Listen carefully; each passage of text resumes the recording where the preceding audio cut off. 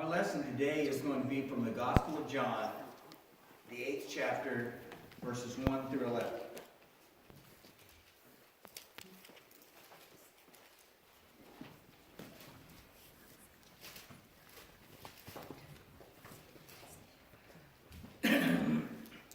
I think this is a passage we all know, but I want us to get some things from it that maybe we don't always get.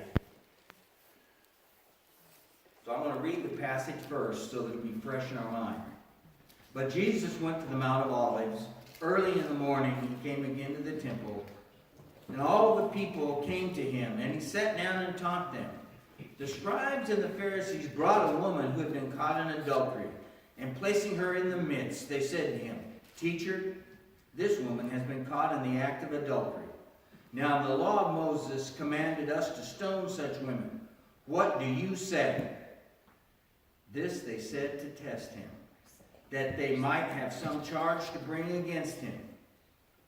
Jesus bent down and wrote with his finger on the ground, and as they continued to ask him, he stood up and said to them, "Let him who is without sin among you be the first to throw a stone at her." And once more he bent down and wrote on the ground. But when they heard it, they went away one by one, beginning with the older ones, and Jesus was left alone with the woman standing before him. Jesus stood up and said to her, "Woman, where are they? Has no one condemned you?" She said, "No one, Lord." And Jesus said, "Neither do I condemn you. Go now, and from now on, sin no more." There's a lot of things that we can gain from this passage. The first one that I want us to think about is that sin is serious. Some sins in the Old Testament were considered so serious that the physical death penalty was to be administered, because the Old Testament kingdom of Israel was God's kingdom. The thing to remember, though, is that all sin is serious. Romans 6:23 says the wages of sin is death. Not the wages of the bad sins, or the big ones, but the wages of sin is death. And the truth is that regardless of the sin, the spiritual punishment is always worse than the physical punishment. Physical death is nothing compared to spiritual death. And all sin can lead to that. Now, just as a side note, you know, well, why were some sins death penalty and some not? Sin is always bad. It's always hurtful. God didn't say things were sin because he felt like it. He said they were sin because they were hurtful. Some sins, like adultery, not only hurt one person, hurts the two involved, their family, their friends. The damage spreads. That's why some sins are more serious, because they affect more people. Point number 2. Where's the guy? As far as I know, adultery takes 2 people. You know, unless they came up with a brand new way. Where's the guy? The law of Moses commanded both to be stoned. Now, we don't know. Was he rich? Was he powerful?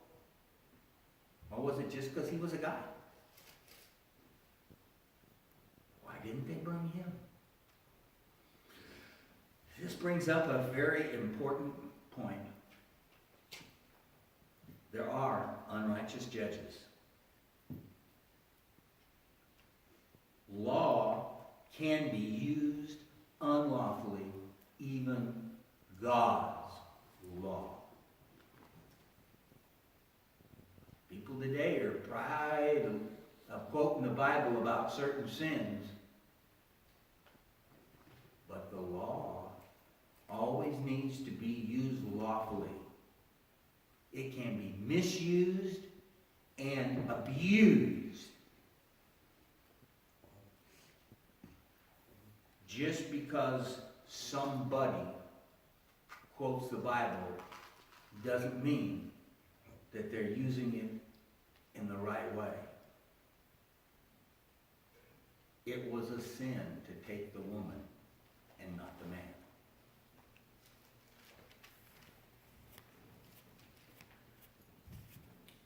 Turn to Matthew 22, 36 through 40.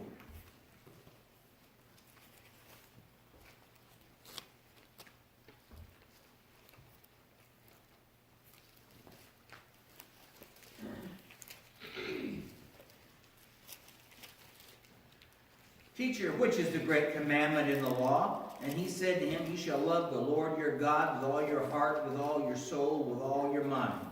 This is the great and first commandment, and the second is like it. You shall love your neighbor as yourself. On these two commandments depend all the law and the prophets.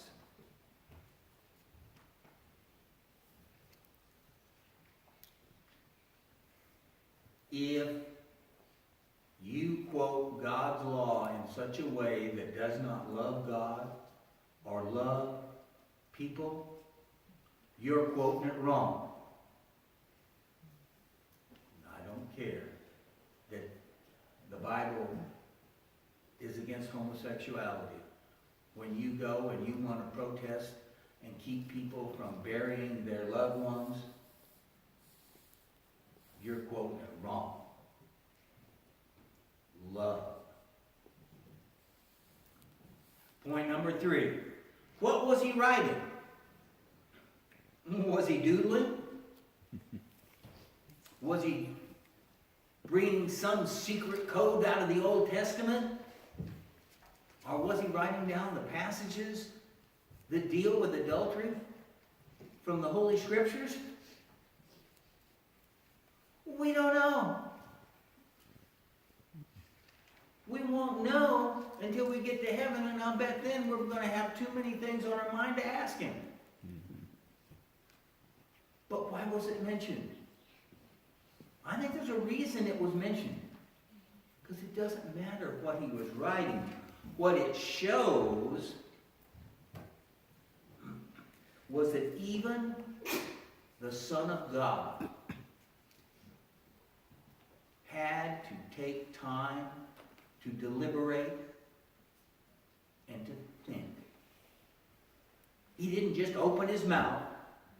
He took time to wait.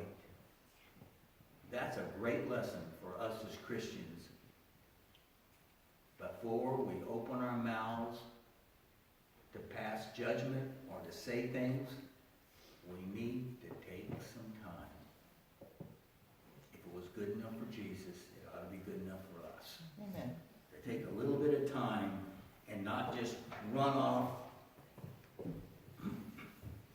the top of your head.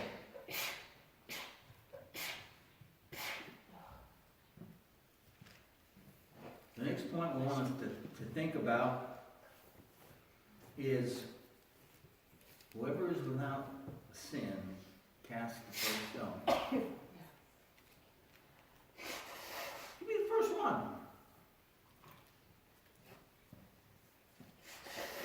The thing is that because the man was not there, there was not one of them that didn't know that it was wrong. If you caught her in the act of adultery, how come he's not there? This wasn't just a statement the way we usually take it. Well, you know, if you're sinless, then you can do it. It was more, look at yourself. You know.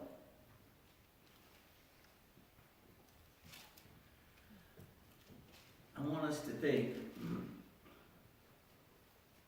long and hard about that, though.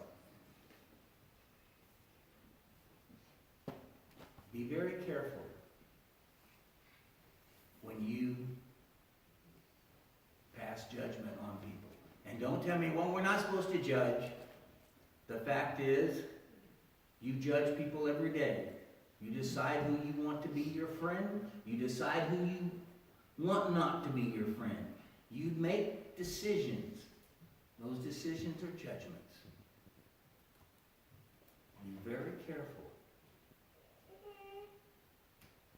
that you don't fall into the cases like these people. Understand that what makes your sin worse than theirs. You know, as a prison guard for 23 years, I learned something real good. There's things called misdemeanors and felonies, and things called violations. The punishment describes how serious the crime is. What is the punishment for sin? The wages of sin is death. That means in God's eyes, with the spiritual punishment, what is always worse than the physical, they're all the same. They're all the same. I don't care whether the person is living in sin, whether they're a homosexual, whether they're a drunk, whether they're a murderer, and you just lie every once in a while. The punishment's the same. Because the sin is the same. Then he said, go and sin no more. Well, that didn't happen. Turn to Romans, the 3rd chapter, and verse 23.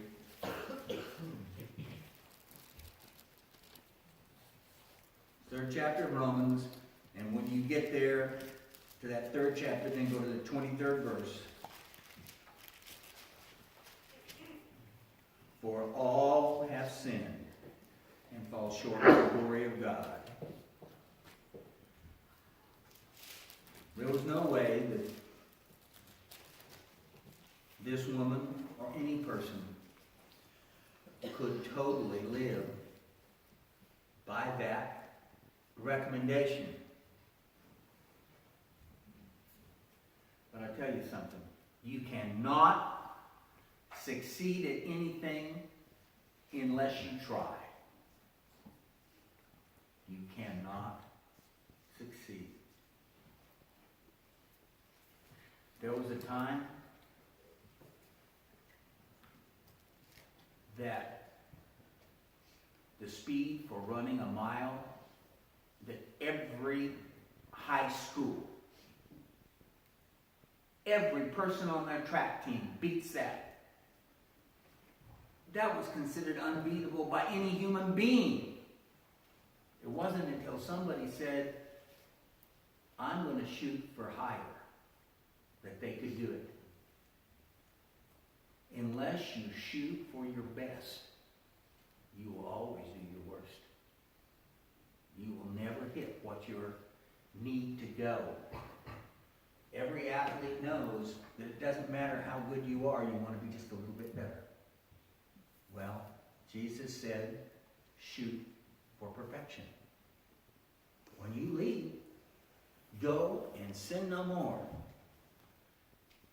But the real lesson from this, that people sometimes forget, she was disobedient to God's law. There was no doubt about that.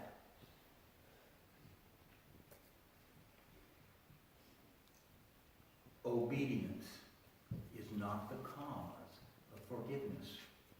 She was not obedient. That was not why Christ forgave her.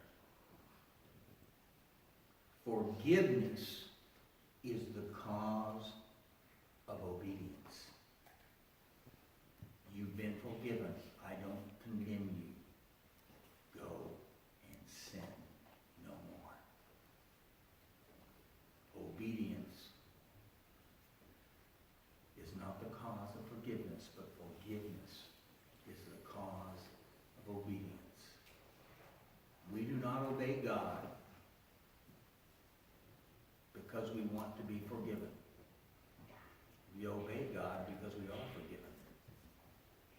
because he wants to forgive us. We stop sinning not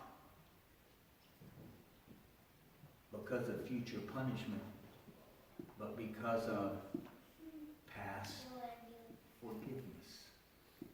Because God forgives us.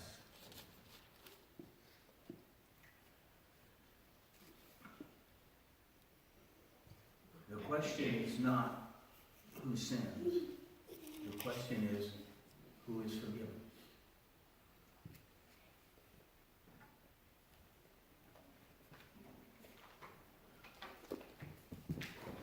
When Peter talked to those people who were responsible for the death of Jesus,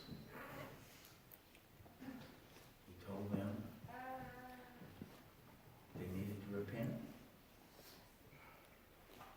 and they needed to be baptized for the forgiveness of their sins.